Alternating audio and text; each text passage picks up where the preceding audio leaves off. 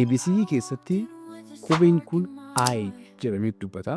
Garuu jidduu dubbifamaa yennaa dhufu akka I'ttis dubbata akka i'ttis dubbata. Kanaafuu yoo maal ta'e akka I't dubbata yoo maal ta'e ammoo akka i'tti dubbata kan jedhu wajjin haaraadha.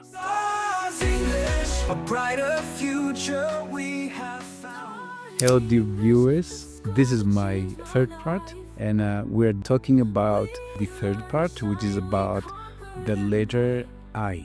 Egaa akkuma yaadattan jidduu kana kan haasa'aa jirru waa'ee bu'uuraalee dubbisaati.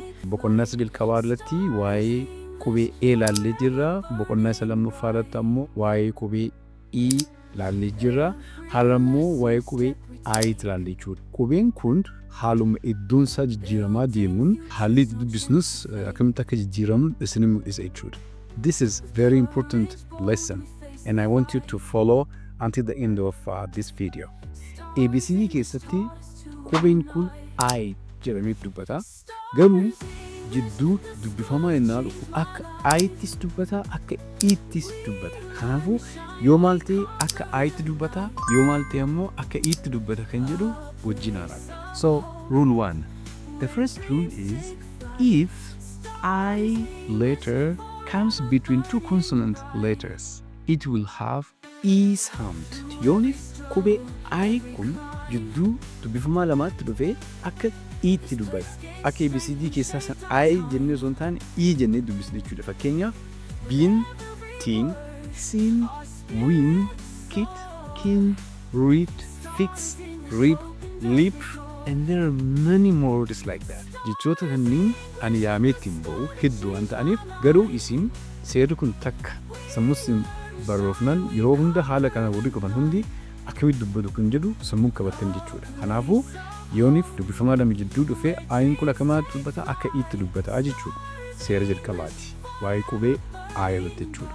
Seerri inni lammaffaa the second rule is yoonif dubbifamaa lama jidduu I'n kun dhufee dhumarra immoo qubee I'in dhufte akkan duratti I jennee osoo hin taane I jennee dubbisne jechuudha. Akkuma ABCD keessatti dubbisne san jechuudha. Fakkeenyaaf isa win jennee dubbisne I'in duwwaa waan itti dhufteef wine jennee dubbisne. Isa sit jennee dubbisne I'in waan itti dhufteef sight jennee dubbisne. Read kan jedhu kan asitti write jennee dubbisne jechuudha. You understand? For example, wine, time, nine, mine, right, die, five, life, size. There are many words like that. So this is the second rule. And the third one is seerri inni sadaffaan ammoo yoonif I'n tun GHT wajjin dhufte. Ammas akka jalqabaa san E jennee osoo hin taane kan dubbisnu kun ABCD keessatti dubbisnu I jennee dubbisna jechuudha. Fakkeenyaaf FIGHT fight malee feet hin jennu. Fight jennee dubbisne.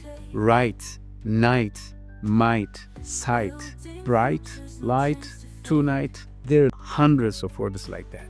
Isin galanii kanaaf seera ni qabna seera sadii. Actually exceptional jechuun ni jiru. Fakkeenyaaf KIND kind jennu kind jennu. Kan akkasitti yaada cabsan jechuun muraasni ni jiru. Isaan sanniin ammoo akkasumatti sammuutti qabachuudhaan akkamitti akka dubbatan barra malee seeraan qabdu jechuudha. Kanaafuu inni kun seerri amma isinitti mul'ise kun parsantii 100 fayyadu osoo hin taane heddumminaan haala saniin sagaleeffamu kan jedhu isin qabsiisuudhaaf. Mee amma immoo jechoota kanneen akkuma isin dura gochaa ture hiika isaaniin isiniif ka'a. Hiika isaanii immoo wajjin laallee haa deebinu. Egaa amma gara hiika jechootan asiin dura isinitti mul'iseettan isin geessa. Seera jalqabaa irratti akkuma jenne yoonif I'n kophaa ishii dhufte kophaa ishii jidduu lamaa yoo dhufte sagalee I qabaatti jennee jirra. So fakkeenyi sunniin ammoo like win mo'achuudha. Sit taa'uudha. Sin cubbuu. Hit rukutuu. Rip mummuruu hin ta'a. And kin is fira. Hip luqqeettii jechuudha. Egaa seera kanneen wajjin immoo warri hin deemne hin jiru. Akkuma warra kanaatti barraa'anii garuu seera kana kan hordofne immoo hin jiru. Egaa English language is full of exceptions. So we have some exceptions here. For example, kind jenna malee kind hin jennu. Find jenna malee find hin jennu. Blind jenna malee blind hin jennu. These are exceptions. Garuu irra hedduu percentaa 50 ol dubbifamaa jidduutti yooni ayin qubeen ayi kophaa dhufe akka itti sagaleeffamu kan jedhu qabachuun gaariidha. Seerri inni lammaffaa immoo yooni ayin jidduu dubbifamaa dhufe iin immoo dhumarraan dhufe ishiin ayin kun akka itti osoo hin taane kan dubbattu akka ayi sagalee ayi jiru qabdi jechuudha. Fakkeenyaaf wine dhugaatiidha. And then site bakka jechuudha. Bakka hojii ta'uu danda'a. Ride oofuu mine kankoo jechuudha. Live tamsaasa kallattii. Live illee hin jenna. The same spelling. Garuu asitti live jechuun tamsaasa kallattii jechuudha. And tight dambalii. Size hanga yookaan immoo qiyyaasa jechuun ta'a. And the third rule is yoonif IGH walitti aananii dhufan isaanis akkuma I asitti ilaalle kanaatti sagaleeffamu jechuudha. The same way like fight walloluu jechuudha. Right sirrii yookaan mirga jechuun ta'a. Night halkan. Might tarii jechuudha.